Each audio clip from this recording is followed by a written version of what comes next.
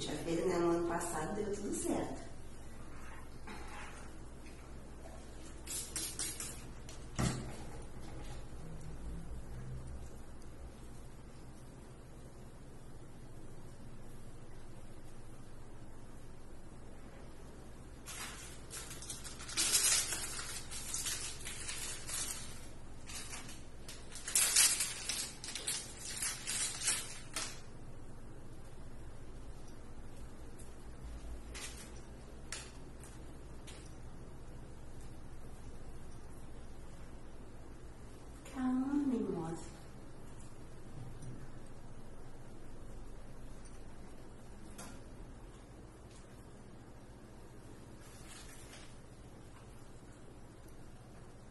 Nem dói, né? Nem dói, viu?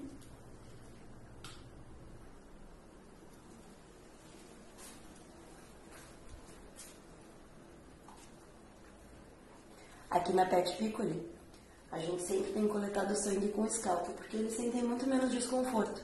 E é sempre importante a gente prezar pelo bem-estar dos nossos pacientes, né, Cambachinha?